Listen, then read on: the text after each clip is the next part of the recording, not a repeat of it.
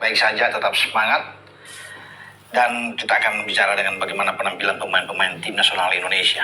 Ya, pemain Indonesia yang berlaga di Eropa, baik bersama dengan klub mereka masing-masing di Eredivisie dan juga di Serie A. Karena kita bersama di Eredivisie kemarin itu ada pesta gol, ya, yang dibuat oleh timnya Miss Hilgers, pemain belakang kita.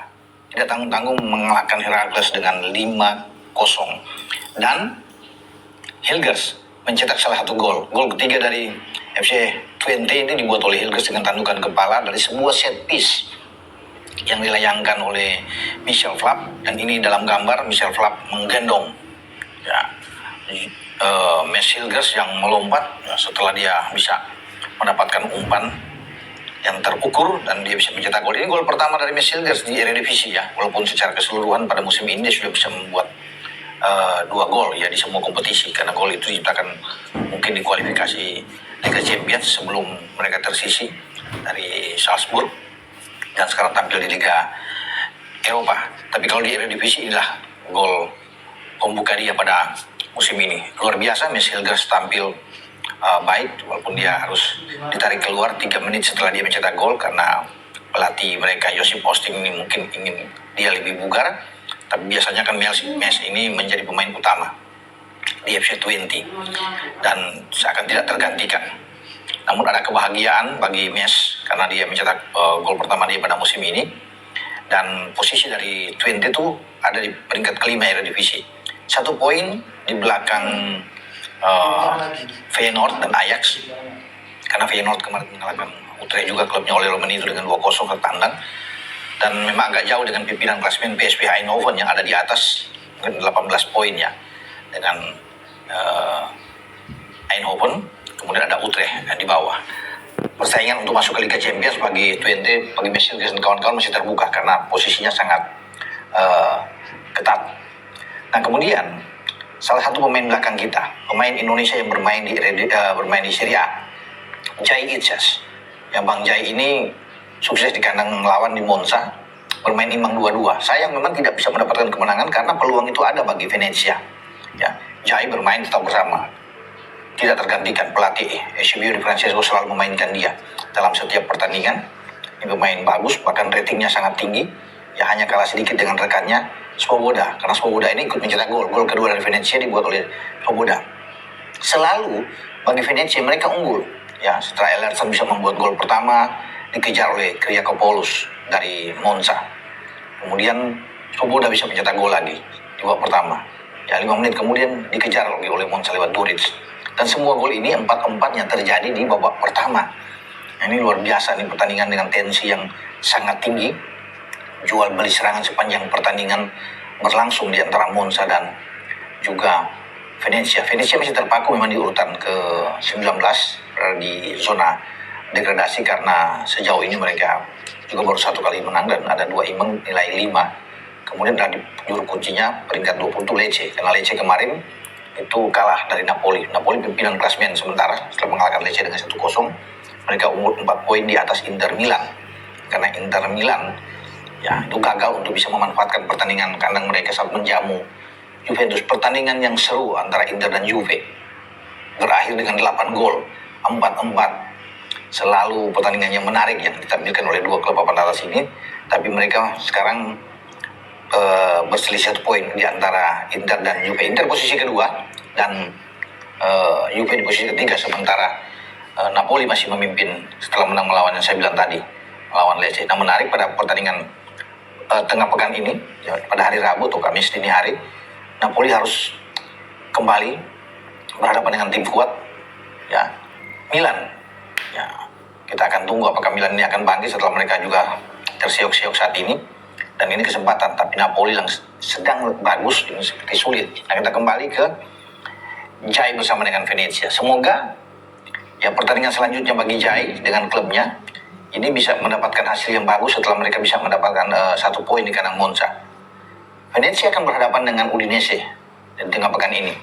Nah, mumpung bermain di Pierluigi Penso kandang mereka, saya pikir inilah kesempatan buat Jai untuk bisa meraih kemenangan kedua mereka pada musim ini setelah mereka mengalahkan Genoa.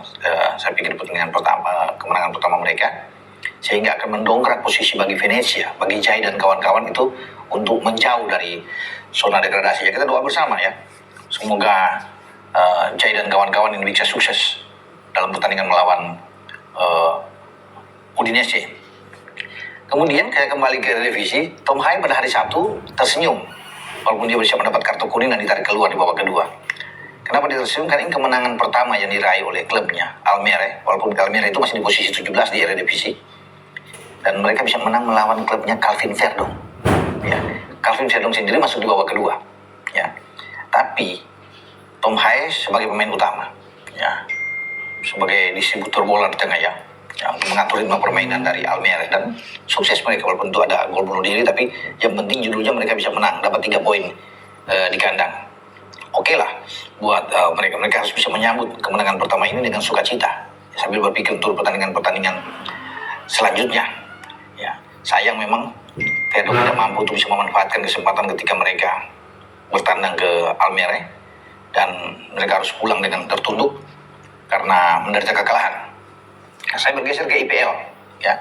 Dalam review kali ini persaingan juga sangat ketat. City mengambil alih posisi sekarang. Setelah kemarin menang, dia ada di atas, unggul 1 poin di atas The Reds Liverpool. Karena The Reds Liverpool bermain imbang 2-2 melawan Arsenal, yang bermain di Emirates. Pertandingan sangat baik tentunya. Dan ketika Bukayo Saka bisa mencetak gol, gawang Kelleher, kemudian Van Dijk bisa membalas itu.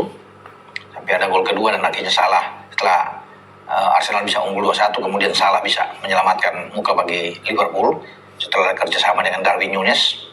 Dan dia mencetak gol dengan kaki kirinya untuk menggetarkan gawang Arsenal. Dan bagi kedua tim ini tidak boleh, walaupun memang hasil imbang, mengangkat juga Arsenal masuk ke posisi ketiga. Dan Arsenal kan kemarin kalah lalu Bournemouth, jadi seluruh pertandingan terakhir bagi Arsenal mereka tidak bisa menang ya. Ketika mereka ada di posisi ketiga, ini mereka akan berhadapan dengan Newcastle. Bermain di Newcastle tidak mudah. Newcastle kalah kemarin melawan Chelsea ya dengan 2-1, tapi Newcastle tentunya ingin bangkit di depan publik mereka. Nah, ini berhati-hati. Kalau Bournemouth bisa mengalahkan Arsenal, mengapa tidak dengan Newcastle? Nah, mereka sebagai dianggap sebagai kuda hitam saat ini ya, untuk bisa mengganggu klub-klub papan atas termasuk Arsenal. Bagi Liverpool juga tidak main-main. Ketika mereka kembali ke Anfield, mereka akan bertarung dengan Brighton dan Hove Albion. Brighton suka membuat kejutan ya, dan ini mantan klub dari McAllister, gelandang Liverpool saat ini. Tapi Liverpool kalau bermain di kanan, mereka akan coba untuk bisa memanfaatkan kesempatan meraih 3 poin agar mereka terus bisa memepet Manchester City yang sekarang ada di puncak ya. Semua klub di IPL itu ya ada 20, 19 sudah kalah. Satu-satunya belum kalah Manchester City. Mereka sekarang ada di atas ya, tapi tetap harus berhati-hati bagi City ya. City ada 2 kali imbang, memang ada 7 kemenangan bagi mereka. Namun bagi pasukan Pep Guardiola ini terus harus bisa menjaga ya konsistensi, kestabilan permainan mereka. Kalau mereka mesti ada di atas karena Liverpool terus bisa mendesak mereka ya. Walaupun Liverpool akan mendapat tantangan berat lawan Brighton, tapi saya rasa Liverpool akan bisa mengatasi Brighton ketika mereka bermain depan publik mereka, dan mereka bisa mengalahkan Brighton. Sayang juga dalam pertandingan lainnya sebelumnya ya, Manchester United itu terpuruk kalah dari West Ham dengan 2-1. Nah, ini berbahaya, alarm buat Erik ten Hag sebagai pelatih. Bukan tidak mungkin dia dipecat, karena mereka sudah mendekati mungkin sekitar 7 poin ya untuk masuk ke zona degradasi. Ini menjadi, saya bilang, alarm yang berbahaya buat Erik ten Hag. Kalau dievaluasi lagi bisa, bukan tidak mungkin bahwa dia akan dipecat, karena penampilan dari MU tidak baik ketika mau memasuki di awal musim ini ya. Dan sulit bagi saya, walaupun ini masih awal, sulit untuk bisa bersaing masuk ke 4 besar ketika mereka sudah kalah lawan West Ham ya, dan mereka belum ketemu dengan tim-tim kuat. Gimana kalau ketemu Arsenal misalnya, Manchester City, berbahaya ya. Mereka akan melewati masa-masa yang akan sulit di kompetisi IPL pada musim ini. Itulah saya pikir ya review dari saya, terutama bagi pemain-pemain Indonesia yang bermain di luar, yang saya bilang tadi dengan Messi Hilgers yang bisa